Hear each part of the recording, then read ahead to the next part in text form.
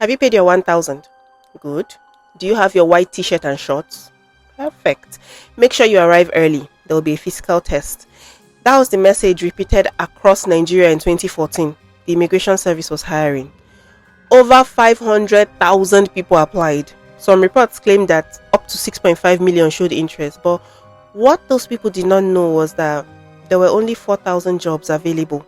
On March 15, 2014, they gathered Abuja, Lagos, Port Harcourt, Minna, Benin. Stadiums full of people. By evening, multiple people had lost their lives at different locations. The entire exercise had become a national scandal. Let's get into it.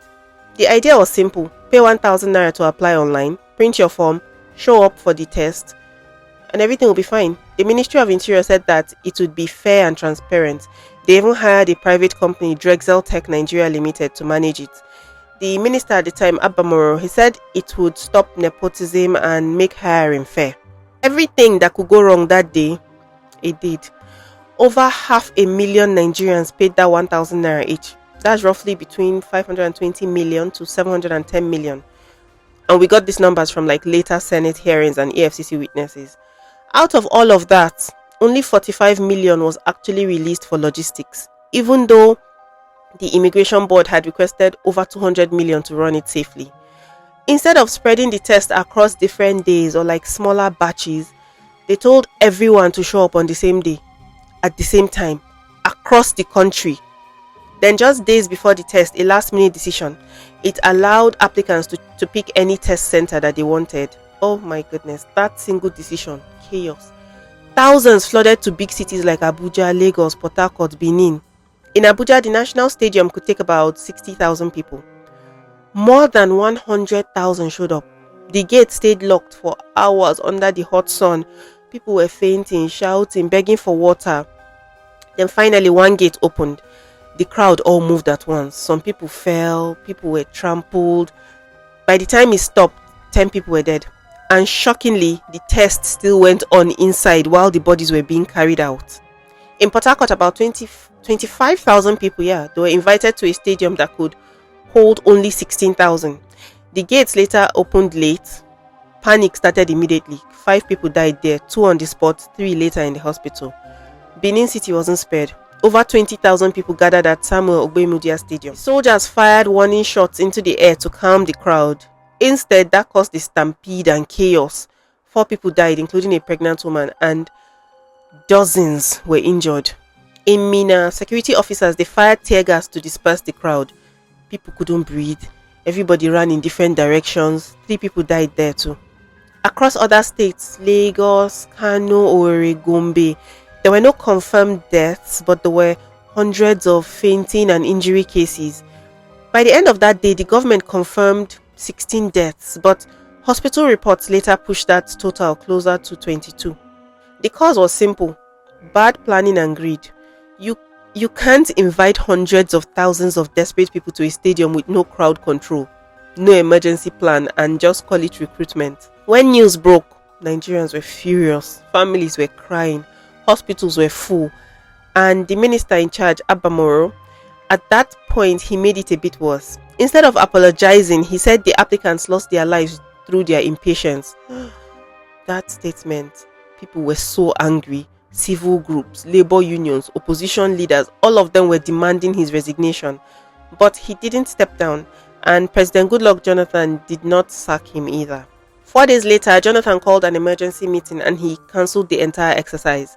Then he announced compensation. He said families of those who died would receive 3 automatic immigration jobs. 1 would be reserved for a female relative. Those injured would be offered jobs once they recovered. All the applicants would have their 1,000 naira refunded. Sounded like accountability, but soon after, cracks showed. Many applicants, they never got their refund, and reports revealed that parts of that automatic employment that I mentioned, that promise, it was quietly reversed inside the ministry. Investigations that followed exposed even more. The Civil Defense, Fire, Immigration and Prison Services Board, it said it was sidelined completely, that the minister's office took over the entire process, and Senate hearings confirmed that only 45 million naira out of all the hundreds of millions collected, only 45 million actually went into the recruitment logistics. Still, Abba Moro stayed in office until the end of Jonathan's government. Then, when President Buhari came in, the EFCC reopened the case. On February 22nd, 2016, Moro was arrested along with the former Permanent Secretary Anastasia Daniel Nwobia, Deputy Director Felix Alaye-Bami, and the consultancy firm Drexel Tech. They were charged with fraud, money laundering, and abuse of office. That's for collecting fees from job seekers, mismanaging the funds, running a process that caused multiple deaths, all of that. The trial dragged on for 6 years. Witnesses told the court that the ministry ignored crowd control warnings and that hundreds of millions of naira were unaccounted for. One witness said that Abba Moro was unreachable during the stampede, that calls to him went unanswered. Then in April of 2022, judgment came. The court acquitted Abba Moro on all counts, saying that there wasn't enough proof that he personally benefited or intended for harm to come to anybody. The former Permanent Secretary Anastasia Daniel Nwobia, she was found guilty on one procurement count, but she was given a light sentence. The consulting firm Drexel Tech, they had already been cleared earlier. So in the end, nobody went to prison for the deaths of those Nigerians. Abba Moro went on to become a senator representing Benue South. After that tragedy, the government finally changed its policy. The Federal Character Commission officially banned any fees for civil service job applications, except for military or police recruitment, where training fees already applied. Recruitment forms were now supposed to be free for everybody. That rule was one of the few lasting changes that came out of this whole disaster. But for many families, that was not enough. They lost sons, they lost daughters, siblings, just people who wanted a chance to serve their country. The 2014 immigration recruitment, it was supposed to be about opportunity. Instead, it revealed how broken the system had become. The greed, the negligence, the desperation that unemployment can drive. Thank you so much for watching this video. If you like stories like this, please follow me. I tell these stories all the time on all my social media. Thank you.